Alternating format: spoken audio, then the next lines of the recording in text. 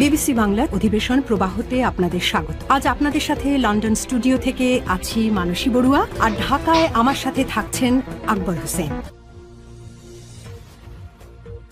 পুরোদমে মধ্যপ্রাচ্যে Iran Israel ভয়াবহ যুদ্ধ চলছে, আর এই যুদ্ধে এরই মাঝে যোগ দিয়েছে চীন, রাশিয়া, তুরস্ক, পাকিস্তান সহ বিশ্বের শক্তিধর রাষ্ট্রগুলি। তারা ইরানকে সরাসরি সহায়তার ঘোষণা দিয়েছে। পাশাপাশি ইহুদিবাদী ইসরায়েলকে সহায়তা করছে পশ্চিমারা। এ অবস্থায় মধ্যপ্রাচ্যে এবার তৃতীয় বিশ্বযুদ্ধ শুরু হয়ে গেছে। চলছে হামলা পাল্টা হামলা। ইহুদিবাদী ইসরায়েলের এক একটি স্থাপনা ইরানের হামলায় গুড়িয়ে দেওয়া হচ্ছে। আর এরই মাঝে আমাদের হাতে এসে পৌঁছেছে এই যুদ্ধের সর্বশেষ গুরুত্বপূর্ণ সবথেকে তাজা আপডেট সংবাদ। প্রথমেই আপনাদের জানাবো, ইরান ইসরায়েল সংঘাতে প্রথমবার ক্লাস্টার বোমা ব্যবহার করল ইরান। দখলদার ইসরায়েলের অবস্থা ব্যাপক হারে খারাপ হয়ে যাচ্ছে।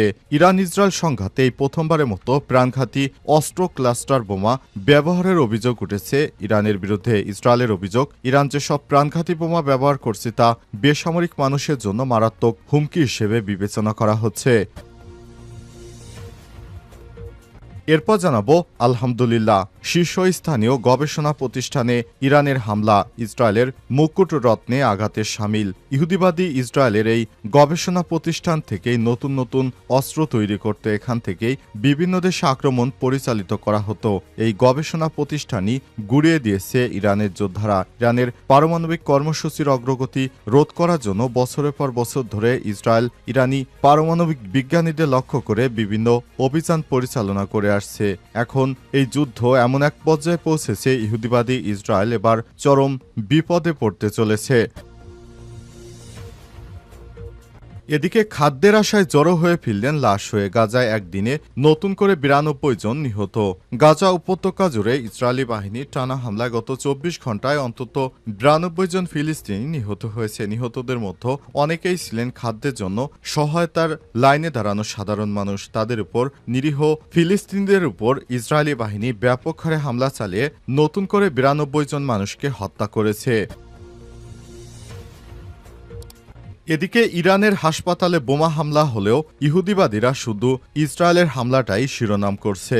সাম্প্রতিক ইরানের কেরমানশাহ এবং ইসরায়েলের বীরশেবা দুটি হাসপাতালেই চালানো হয়েছে বোমা হামলা, কিন্তু আন্তর্জাতিক গণমাধ্যমের দৃষ্টিতে শুধু একটি ঘটনাই জায়গা করে নেয় প্রথম সারির শিরোনামে। খবর বিবিসি বাংলার। সেখানে দেখানো হয়েছে ইহুদিবাদীরা তারা দেখাচ্ছে যে তাদের হাসপাতালে হামলা করে ইরান নাকি মানবাধিকার লঙ্ঘন করেছে, কিন্তু ইহুদিবাদীরা আগে ইরানের হাসপাতালে হামলা করেছে সে বিষয়টি তারা এড়িয়ে যাওয়ার চেষ্টা করছে।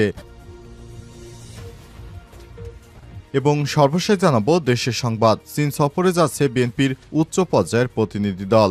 বাংলাদেশ জাতীয়তাবাদী দল বিএনপির মহাসচিব মির্জা ফখরুল আলমগীরের নেতৃত্বে দলের একটি উচ্চ পর্যায়ের প্রতিনিধি দল আগামী ২২শে জুন চীন সফরে যাচ্ছে। চীনের কমিউনিস্ট পার্টির আমন্ত্রণে এই সফরের আয়োজন করা হয়েছে। প্রিয় দর্শক, এতক্ষণ শুনছিলেন সংবাদ শিরোনাম, এবারে বিস্তারিত। তবে তার আগে বন্ধুরা, অনুরোধ থাকবে এই সংবাদটিতে একটি লাইক দিন। এই চ্যানেলে আপনি নতুন হয়ে থাকলে আমাদের সংবাদটি দেখতে দেখতে চ্যানেলটি সাবস্ক্রাইব করে রাখুন। কমেন্ট করে বন্ধুরা আপনার মূল্যবান মতামত জানিয়ে দিন আপনি বিশ্বের কোন দেশ থেকে বা বাংলাদেশের কোন স্থান থেকে আমাদের সংবাদটি দেখছেন এবং শুনছেন। আর বন্ধুরা, ইরান ইসরায়েল যুদ্ধে আপনি কোন দেশকে সমর্থন করেন কমেন্ট করে জানিয়ে দিন। সংবাদটি আপনার সোশ্যাল মিডিয়া ফেসবুকে শেয়ার করে বন্ধুদেরও দেখার সুযোগ করে দিন। এবারে বিস্তারিত। আর বন্ধুরা, শুনতেই থাকুন আমাদের এই সংবাদটি।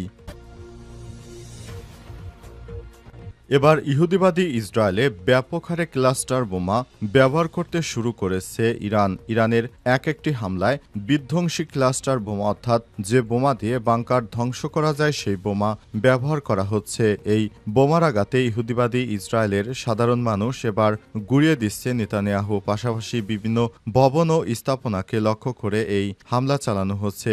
ইরানের এক একটি হামলায় ইহুদিবাদী ইসরায়েলের সমস্ত কিছু চুরমার হয়ে যাচ্ছে। ইহুদিবাদীরা কোনোভাবেই আর বাঁচার শেষ ইচ্ছাটুকু পাচ্ছে না। ইহুদিবাদীদেরকে ধরে ধরে তারপর কুরবানি দেওয়া হচ্ছে। তাদেরকে পৃথিবী থেকে এবার শেষ করে ফেলা হবে। ইহুদিবাদীর সময় শেষ হয়ে গেছে। তারা এখন দখলদার ইসরায়েলের প্রধানমন্ত্রীর নেতৃত্বে যে মৃত্যুযুদ্ধের খেলা শুরু করেছে তার শেষ করবে ইরান। ইরানের সরকারের পক্ষ থেকে বারবার ইহুদিবাদীদের জানানো হয়েছিল তারা যেন আর নতুন করে কোনো হামলা না চালায় ইরানে, কিন্তু ইহুদিবাদী ইসরায়েলেরা ইরানের কথা না শুনে ইরানে ব্যাপক হারে হামলা চালায় এবং সেই হামলার ফলে ইহুদিবাদীদের অবস্থা চরম শোচনীয় পর্যায়ে পৌঁছে গেছে। ইহুদিবাদীদের এবার চরম ধোলাই দেওয়ার সময় এসেছে, তাদেরকে পৃথিবী থেকে গায়েব করে দেওয়ার সময় এসেছে। তারা পৃথিবীর একটি আবর্জনা, এদেরকে ধরে ধরে এখন শিক্ষা দিতে শুরু করেছে ইরান। ইহুদিবাদীদের এবার সময় এসেছে তাদেরকে শেষ করে দেওয়ার মতো,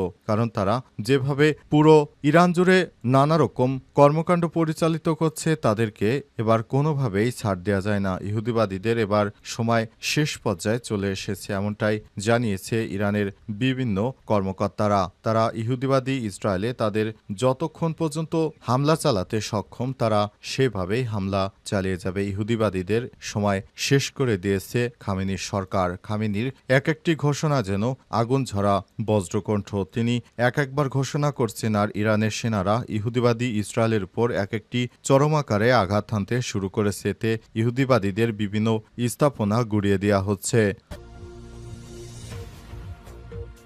শীর্ষস্থানীয় গবেষণা প্রতিষ্ঠানে ইরানের হামলা ইসরায়েলের মুকুটরত্নে আঘাতের শামিল। ইহুদিবাদী ইসরায়েলের বিভিন্ন স্থাপনা একের পর এক গুড়িয়ে দিচ্ছে ইরানের যোদ্ধারা। ইরান থেকে বলা হচ্ছে যে ইহুদিবাদীদেরকে তোমরা নতুন করে এই ধরনের কোনো সংঘাত করো না, কিন্তু তারপরও তারা শুনছে না। নেতানিয়াহু সরকার পৃথিবীর সবথেকে জঘন্যতম সরকার, যার নির্দেশে নিরীহ ফিলিস্তিনিদেরকে হত্যার পাশাপাশি তারা সাধারণ জনতাকেও হত্যা করছে। এভাবে চলতে থাকলে ইহুদিবাদী ইসরায়েলরা ভবিষ্যতে মুসলিম জাতির অস্তিত্ব বিলীন করে দেবে। অবস্থায় ইহুদিবাদীরা কোনোভাবেই আর বাঁচতে পারবে না। ইহুদিবাদীদেরকে এবার চরম শিক্ষা দিচ্ছে ইসরায়েলের মুকুটরত্ন, অর্থাৎ যে জায়গা থেকে পুরো পৃথিবীকে নিয়ন্ত্রণ করত সেই গবেষণা প্রতিষ্ঠানকে এবার গুড়িয়ে দিয়েছে ইহুদিবাদী বিরুদ্ধে মাঠে নেমে ইরান একের পর এক সাফল্য অর্জন করছে। অবস্থায় ইহুদিবাদীদের আর বাঁচার কোনো শেষ সম্ভাবনাও থাকলো না। ইহুদিবাদীদেরকে ধরে ধরে শেষ করে দিচ্ছে, খতম করে দিচ্ছে ইরান। ইহুদিবাদীরা মনে করেছিল ইরানে হামলা চালিয়ে তারা খুব শান্তিতে বসবাস করতে পারবে, কিন্তু ইরানের এক একটি ব্যালিস্টিক মিসাইলে ইসরায়েলের সমস্ত স্থাপনা গুড়িয়ে যাচ্ছে। ইহুদিবাদীদের সমস্ত স্থাপনা গুড়িয়ে দেওয়ার পাশাপাশি এবার নতুন যুদ্ধ শুরু করেছে ইরান, যে যুদ্ধে ইহুদিবাদীদের পালানো ছাড়া উপায় নেই। গাজায় ত্রাণ নিতে এসে লাইনে দাঁড়িয়ে ৯২ জনকে হত্যা করল ইহুদিবাদীরা। দখলদার ইসরায়েলি বাহিনী একের পর এক নিরীহ ফিলিস্তিনিদেরকে হত্যা করছে। এরই ধারাবাহিকতায় এবার ত্রাণ নিতে আসা নিরীহ ফিলিস্তিনিদেরকে লক্ষ্য করে ব্যাপক হারে হামলা চালিয়েছে ইহুদিবাদীরা। নিরীহ ফিলিস্তিনিরা যে ত্রাণ নিতে আসার জন্য লাইনে দাঁড়িয়েছিল সেই লাইনগুলিকে লক্ষ্য করে ব্যাপক হারে হামলা চালিয়েছে। সেখানে নিরীহ ক্ষুধার্ত মানুষদেরকে হত্যা করেছে ইহুদিবাদীরা। অবস্থায় ইহুদিবাদীরা নতুন করে আবারও গাজায় গণহত্যা অব্যাহত রেখেছে। ইহুদিবাদীরা এক এক করে নিরীহ ফিলিস্তিনিদেরকে হত্যা করছে, সেটি কোনোভাবেই গ্রহণযোগ্য নয়। ইহুদিবাদীরা যেভাবে নিরীহ ফিলিস্তিনিদেরকে হত্যাযোগ্য চালিয়ে যাচ্ছে সেগুলো বলতে গিয়ে আর আজ ইরানের সঙ্গে তাদের একটি নতুন করে সংঘর্ষ শুরু হয়েছে। এই সংঘর্ষে ইরানকে পক্ষ দিতে শুরু করেছে রাশিয়া, চীন সহ বিশ্বের বিভিন্ন বড় বড় দেশ। তারা সরাসরি ইরানকে সহায়তার পাশাপাশি যেভাবে পারছে তারা বিভিন্ন অস্ত্র সামগ্রী দিয়ে ইরানকে নতুনভাবে সহায়তা করছে। আর ইরান এই সহায়তা পাওয়ার ফলে ইহুদিবাদীরা নতুন করে ওই সব জায়গা ছেড়ে পালাতে শুরু করেছে। তাদের শেষ রক্ষা হবে না, তাদেরকে ইরান মাটির সঙ্গে মিশিয়ে দিবে এই পরিকল্পনা নিয়ে ইরান মাঠে নেমেছে বলে জানা গেছে। চীন সফরে যাচ্ছে বিএনপির প্রতিনিধি দল। বাংলাদেশ জাতীয়তাবাদী দল বিএনপির মহাসচিব মির্জা ফখরুল ইসলাম আলমগীরের নেতৃত্বে দলের একটি উচ্চ পর্যায়ের প্রতিনিধি দল আগামী ২২শে জুন চীন সফরে যাচ্ছে। চীনের কমিউনিস্ট পার্টির আমন্ত্রণে এই সফর। আজ ঢাকায় নিযুক্ত চীনের ভারপ্রাপ্ত রাষ্ট্রদূত লি উইউনের সঙ্গে আমন্ত্রণে দেশটির ঢাকাস্থ দূতাবাসে যায় বিএনপির প্রতিনিধি দল। সেখানে উপস্থিত ছিলেন বিএনপির বিভিন্ন পর্যায়ের নেতৃত্ববৃন্দ। বিএনপির নেতারা জানিয়েছেন তারা এক এক করে চীন সফর সহ বিশ্বের বিভিন্ন রাষ্ট্রে সফরে গিয়ে গিয়ে তাদের দলের বিভিন্ন বিষয়গুলো পুরো পৃথিবীর সামনে উপস্থাপন করবে। বিএনপি চাচ্ছে তাদের দলটি খুব ভালোভাবে আগামীতে নির্বাচনে জয়লাভ করবে। এজন্য তারা ব্যাপক হারে প্রস্তুতি নিতে শুরু করেছে। বিএনপির পক্ষ থেকে বারবার বলা হচ্ছে যে বিএনপির নেতাকর্মীরা আগের থেকে অনেক বেশি সক্রিয়। তারা রাজনীতিতে সক্রিয় থাকার পাশাপাশি বিভিন্ন সামাজিকভাবেও কর্মকাণ্ড পরিচালিত করছে। বিএনপির নেতাকর্মীরা যেভাবে এগিয়ে যাচ্ছে, এবার ক্ষমতায় গিয়ে তারা হয়তো অনেক ভালো ভালো কিছু করতে পারে। বিএনপির পক্ষ থেকে বারবার বিএনপি নামে বিগত স্বৈরশাসক অনেক গুজব ছড়াতো, কিন্তু এখন আর বিএনপির বিরুদ্ধে কোনো অপপ্রচারই কাজে আসছে না। বিএনপি সবসময় বাংলাদেশের সাধারণ জনগণের গণমানুষের দলে পরিণত হয়েছে। এ অবস্থায় বিএনপিকে সবাই এখন ভরসা করে। বিএনপির ভারপ্রাপ্ত চেয়ারম্যান তারেক রহমানের নেতৃত্বে যেভাবে বাংলাদেশ এগিয়ে যাচ্ছে, ভবিষ্যতে বাংলাদেশের অবস্থান আরও সুদৃঢ় হবে এমনটাই মনে করে বিএনপি। তাই বিএনপির বিভিন্ন প্রতিনিধি দল সবসময় বাংলাদেশটাকে ভালো পজিশনে নেওয়ার জন্য তারা সবসময় সর্বদা একত্রে কাজ করে যাচ্ছে। বিএনপির পক্ষ থেকে বারবার বিষয়টি নিশ্চিত করা হচ্ছে।